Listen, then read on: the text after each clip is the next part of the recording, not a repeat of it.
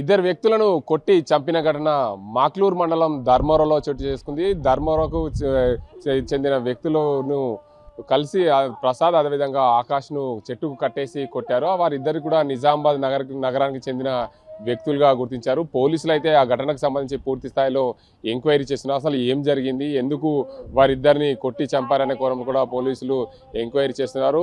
ఆ ప్రసాద్తో వెళ్ళిన ఆకాష్ కుటుంబ సభ్యులు ఉన్నారు. అసలు మా కొడుకుని ఆ కారణంగా కొట్టారని చెప్తున్నారు. తల్లిదండ్రులు కన్నీరు మున్నీరుగా విలిపిస్తున్న పరిస్థితి నెలకొంది. ఆకాష్కి అయితే పెళ్లి కాలేదు. వారి అమ్మ వారి వదినలు ఇక్కడికి వచ్చిన పరిస్థితి. అసలు మా అబ్బాయి ఎందుకు తీసుకెళ్లారు, అసలు ఎందుకు తీసుకెళ్లిన తర్వాత అక్కడ గొడవ జరిగిందనే కోణంలో కూడా వాళ్ళు కన్నీరు మున్నీరుగా విలిపిస్తున్న పరిస్థితి ఉంది. వాళ్ళ అమ్మ ఉంది, వాళ్ళ తల్లిని అయితే అడిగి తెలుసుకునే ప్రయత్నం అయితే చేద్దాం. వాళ్ళ అమ్మ, అసలు మీ కొడుకు ఏం చేస్తాడు?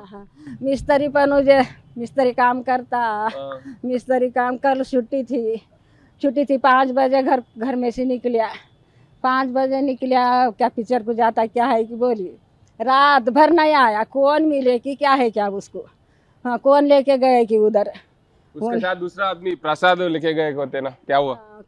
हाँ पर मेरे को नहीं मालूम, वो दोस्ता भी नहीं मालूम मेरे को क्या है कि किधर से लेके गया कि उन्हें भाड़ा वो क्या है कि वो गाँव को क्या करा करते इन्हें। చెట్టు కట్టేసి కొట్టిరంట.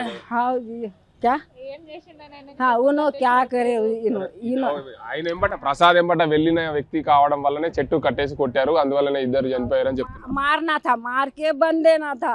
हाँ बंदे तो हमें सब उसको ये करते थे। इन्हों क्या करे उसको बोल के बोलो तुम।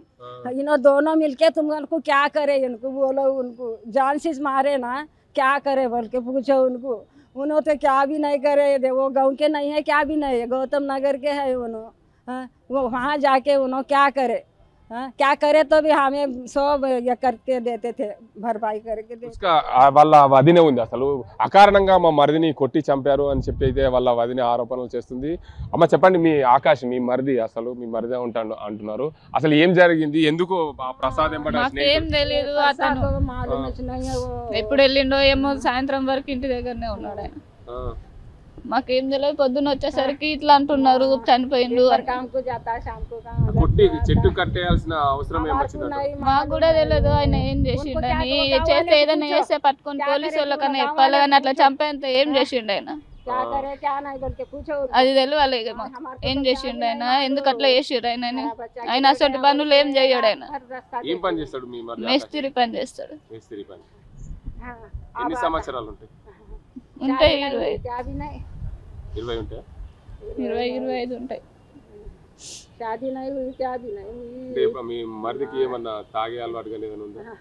తాగుతాడు, పని చేస్తాడు, మేస్త్రి పని చేస్తాడు కాబట్టి తాగుతాడు, కానీ ఆయన ఇట్లా వేరే ఏం పనులు చేయడు. ఆయన ఆ ప్రసాద్ ఎవరేమో, ఆయన ఎవరో మధ్యలో ఆయన తీసుకుపోయిండు, అట్లా చేసి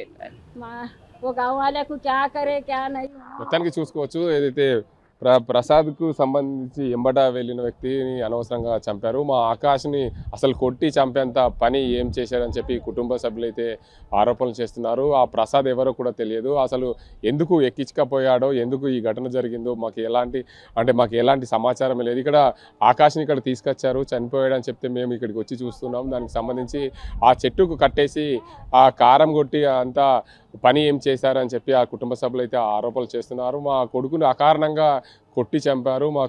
మా మరిదినికి ఎలాంటి దురలవాట్లు లేవు. ఏదైతే మేస్త్రి పనికి వెళ్తాడు, మేస్త్రి పనికి వెళ్ళిన తర్వాత సాయంత్రం తాగుతాడే తప్ప కానీ ఎక్కడ కూడా వెళ్ళేవాడు కాడు, ఎవరితో స్నేహం చేసేవాడు కాదు. ఆమె అయితే ఆ కుటుంబ సభ్యులైతే ఆకాష్ను అకారణంగా కొట్టి చంపారని చెప్పి ఆరోపణలు అయితే చేస్తున్న పరిస్థితి నెలకొంది.